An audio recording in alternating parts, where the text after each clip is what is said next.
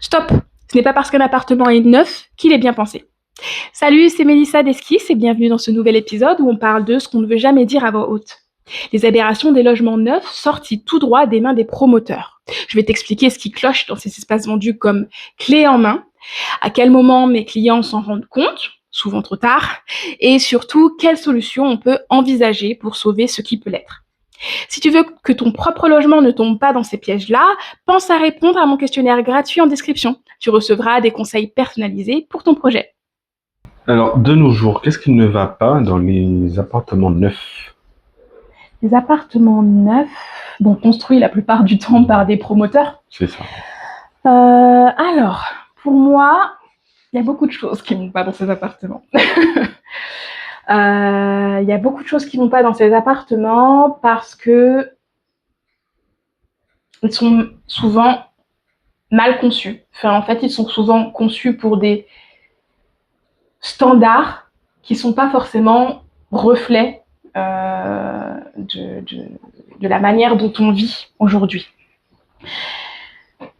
Les appartements neufs, souvent ils sont standardisés avec des hauteurs sous plafond de 2,50 m, rarement plus. Ils ont des chambres les plus petites possibles parce que de manière générale, on essaie d'optimiser les surfaces pour vendre des appartements les plus petits possibles à des tarifs les plus chers possibles.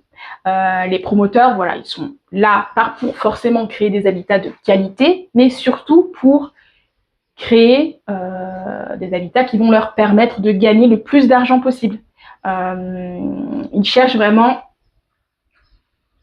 des appartements rentables. Donc, effectivement, ils sont quand même conçus par les architectes parce que c'est la loi, les grandes opérations de logement, souvent, on est obligé de faire appel à un architecte pour concevoir ces bâtiments-là. Donc, ce sont des architectes qui conçoivent ces bâtiments-là et chacun des appartements qu'il y aura à l'intérieur, ou même parfois des petites maisons, Mais l'objectif, et ce qu'on dit aux architectes, la consigne, pour utiliser des mots simples, la consigne qu'ils ont, c'est de minimiser la surface des logements. Un T4 devra avoir la plus petite surface possible. La plus petite surface qu'on peut donner à une chambre, c'est 9 mètres carrés. Donc voilà, l'idée, c'est de créer des chambres avec des surfaces qui sont les plus proches de 9 mètres carrés possible. Comme ça, on vend le mètre carré le plus cher possible.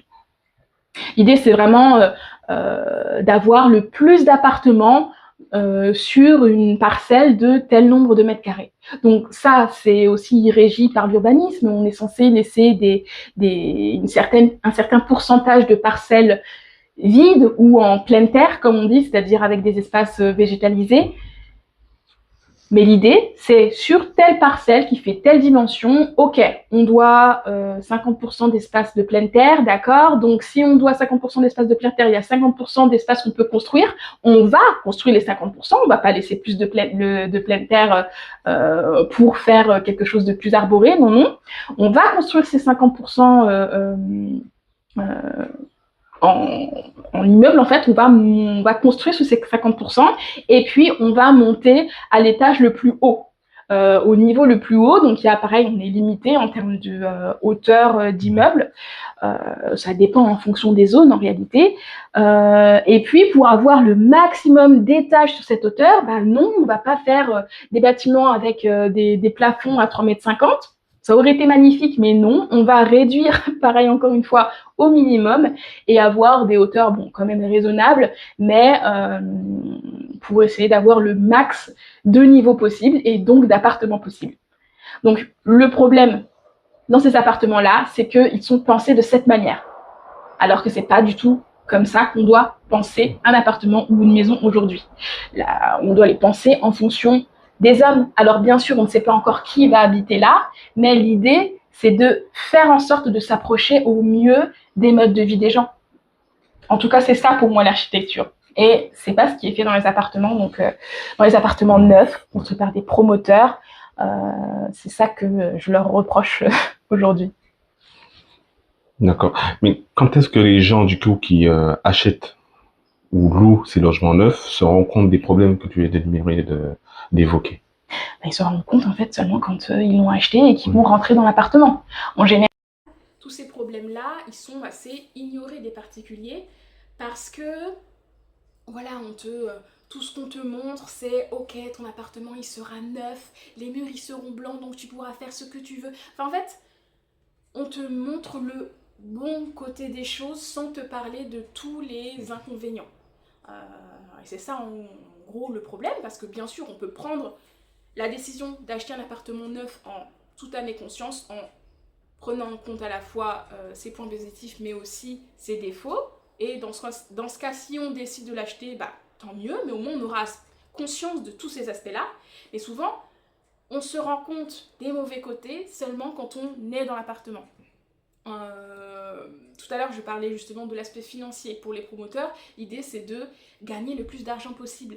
Donc en fait, ça arrive euh, que l'argent soit mis dans la construction de manière générale, mais on essaie au maximum de diminuer chacun des postes, et donc au final on se retrouve avec des choses qui sont propres en apparence, mais pas de si bonne qualité. Je parle en ce qui concerne l'isolation phonique, notamment des appartements parfois.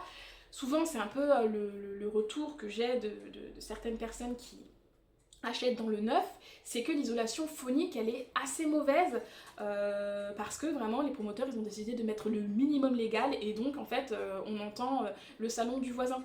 C'est pas terrible, tu vois. Et souvent ça, on s'en rend compte uniquement quand on vit dans l'appartement, quand on commence à avoir des voisins, que les autres s'installent également. Et donc là, la vie en communauté, elle devient un petit peu compliquée. Et parfois, ces problèmes-là, on les aurait pas eu sur des bâtiments un peu plus anciens qui ont été construits, je ne sais par qui, mais qui prenaient un petit peu plus en compte ces aspects-là, tu vois.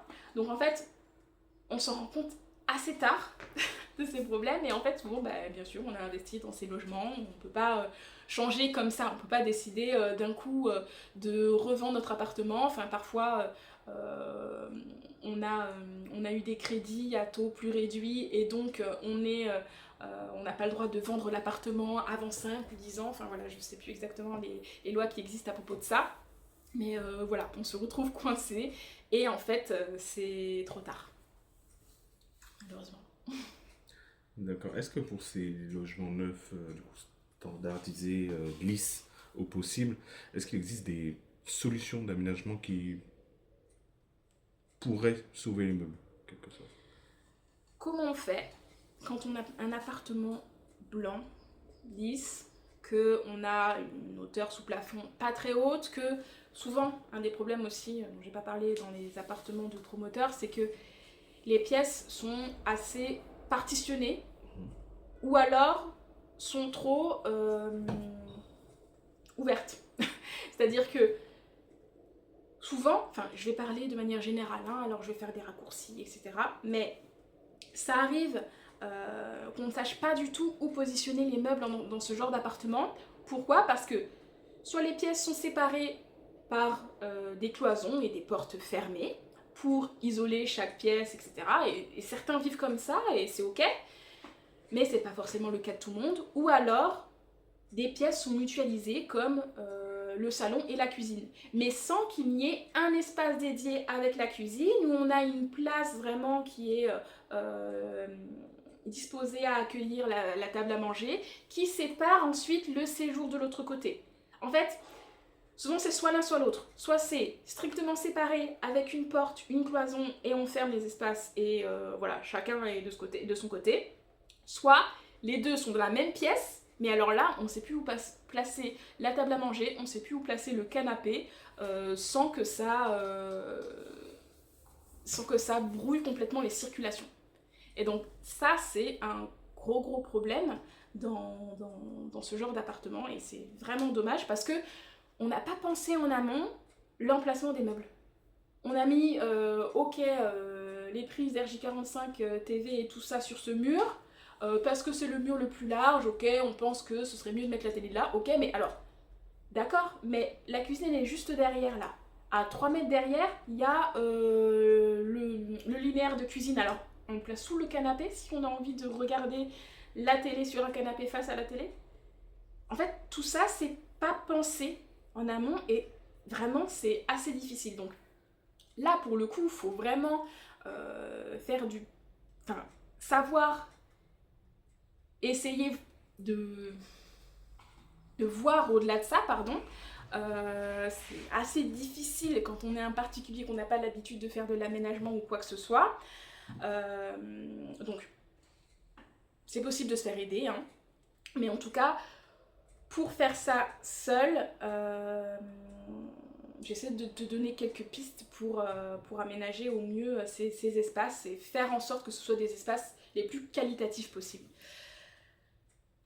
Dans ce genre d'espace qui est blanc, qui est impersonnel, qui est pas très haut de plafond, l'idée c'est quand même d'essayer de trouver des zones pour chaque espace et de donner l'illusion, au moins l'illusion, d'avoir des rangements qui soient intégrés dans cet aménagement-là. Si on prend un mur totalement blanc, par exemple, sur lequel tu peux ajouter des rangements où tu voudrais, voilà, tu as pas mal de choses à ranger, il faut faire en sorte que tes rangements, on a l'impression qu'ils avaient leur place ici dès le début. Donc pour ça, tu vas choisir des meubles qui soient correctement dimensionnés, faire en sorte d'utiliser par exemple des meubles préfabriqués, mais dans les dimensions optimales pour cet appartement et pour la hauteur sous plafond qu'il y a. Pour prendre un exemple concret, on part sur des étagères complètement sur un... Si tu as besoin de mettre des étagères ouvertes sur un mur, eh bien, fais en sorte de mettre des étagères sur tout le linéaire disponible de ton mur et des étagères qui aillent le plus possible au niveau du plafond pour que, quand on arrive dans ta pièce, on ait l'impression que, voilà, c'était la place de ces étagères-là. C'est pas un élément de mobilier que tu as posé simplement dans ton espace. Parce que avoir trop d'éléments de mobilier dans un même espace, ça va trop le sous-diviser en petites parties, en petits éléments, et là ça va vraiment réduire l'espace parce que tu vas devoir contourner cet élément-là, puis ensuite cet autre. Ça va contraindre un peu trop les déplacements. L'idée c'est de vraiment créer des linéaires simples, avoir des murs très simplement aménagés, mais avec des éléments qui aient les bonnes dimensions, qui soient les plus optimales et les plus proches des dimensions qu'il y a dans ta pièce en termes de hauteur sous plafond, de murs disponibles. Voilà, donc ça c'est, je vais dire, la solution d'aménagement la plus facile à mettre en œuvre. Il y a des choses beaucoup plus complexes et là pour travailler là-dessus je pense qu'il faut vraiment se mettre dans le plan de ton appartement, donc redessiner le plan de ton appartement, essayer d'avoir quelque chose en 3D pour te rendre compte de ok quel élément tu vas mettre où pour essayer de contraindre le moins possible les déplacements. Voilà, là ensuite on rentre dans un processus un petit peu plus complexe, plus chronophage parce qu'on va passer du temps à essayer d'analyser quel élément tu mets où et qu'est-ce que ça va donner. Est-ce que là ça va inciter à aller vers la vue? Est-ce que ici voilà, la luminosité va être optimale? Il faut vraiment penser, en fait comme dans tous les projets quand même, à pourquoi on a acheté cet appartement, quelles sont les qualités de l'appartement qu'on veut mettre en valeur. Voilà, souvent c'est comme on l'a dit, c'est des appartements standardisés, donc les qualités, elles sont souvent liées au contexte général, aux vues, tu vois, et pas forcément aux qualités des espaces intérieurs. Et donc, faut faire avec. Pour moi, souvent ces appartements-là, je fais en sorte que la circulation et les vues soient dirigées vers la lumière, vers la vue, vers les fenêtres, voilà, pour ouvrir le regard et faire en sorte qu'on se sente bien dans ces appartements-là. Voilà les conseils que je pourrais donner. D'accord. Donc avec toutes les erreurs des promoteurs sur des logements neufs que tu as évoqués, que tu as abordées. Qu'est-ce que ça révèle de l'architecture d'aujourd'hui, de nos jours, l'architecture moderne? Ça révèle qu'aujourd'hui, il y a encore beaucoup de constructions qu'on appelle architecture, mais qui, pour moi, finalement, n'est pas de l'architecture. Il faut savoir que les architectes sont beaucoup critiqués pour leur travail. Enfin voilà, les gens qui se baladent dans la rue jugent les bâtiments et c'est normal. Mais pour moi, ce genre d'architecture qui sont destinés en fait aux promoteurs, parce que là, dans ce cas, le client de l'architecte, c'est un promoteur. Au final, pour moi, on ne crée pas de l'architecture quand on est si contraint, quand on est si attentif à, comment dire, à la rentabilité de l'immeuble en fait. On ne peut pas être à ce point à cheval sur ok, combien va me coûter tel mètre carré et créer de la vraie architecture. Au centre de l'architecture, au cœur de l'architecture, pour moi, il y a l'homme. C'est l'homme, c'est la manière dont il vit, c'est pas combien il va se faire de marge en louant cet appartement, tu vois. C'est vraiment contre-productif. On ne peut pas être si à cheval sur l'argent, la rentabilité, l'investissement qui va être fait ici, en créant des espaces bons pour les hommes. Il faut vraiment essayer de trouver un entre-deux, parce que voilà, je sais qu'on ne vit pas dans un monde de bisounours, on est là pour la rentabilité, on est là pour se faire de l'argent, j'en ai conscience, mais parfois, avec certains promoteurs, c'est dans l'extrême. Et comme je le disais tout à l'heure, la qualité des matériaux, la qualité des revêtements utilisés sont vraiment revus à la baisse pour optimiser au maximum le rendement. Et ça ne créait pas de la bonne architecture, ça ne créait pas de la belle architecture, ni de la bonne architecture pour les gens et pour la manière dont ils vivent, la manière dont ils vont grandir et s'épanouir. Tu vois ? Pour moi, aujourd'hui, beaucoup d'immeubles qui sont construits aujourd'hui par les promoteurs vont finalement être délaissés de plus en plus par les gens parce que quand ils seront plus neufs, ils seront plus aussi attractifs qu'aujourd'hui. Parce que ce qui les rend attractifs, c'est le fait qu'ils soient neufs, que personne n'y ait vécu avant. C'est ça qui attire les gens. Mais quand ils ne seront plus neufs, quand ils ne attireront plus les gens pour ces raisons-là, qu'est-ce qu'ils auront en fait ? Ils n'auront plus les qualités qu'on recherche. Donc pour moi, c'est vraiment important de faire des compromis entre savoir concilier la rentabilité et concevoir une bonne architecture. C'est vraiment important d'allier les deux. Voilà, je ne dis pas d'aller que d'un côté ou que d'un autre. C'est impossible de survivre, entre guillemets, sans essayer d'être rentable. Et c'est contre-productif de créer des logements tellement rentables qu'ils sont plus vivables pour les gens. Donc voilà ce que je pense de tout ça.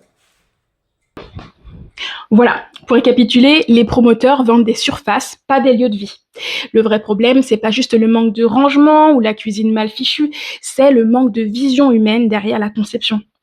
C'était Mélissa d'Esquisse, et si toi aussi tu ressens un décalage entre ton logement et ta façon de vivre, parle-moi de ton projet en commentaire. Et n'oublie pas, en description, tu trouveras un lien vers un questionnaire gratuit pour qu'on t'aide à transformer un espace banal en un vrai lieu de vie. À très vite!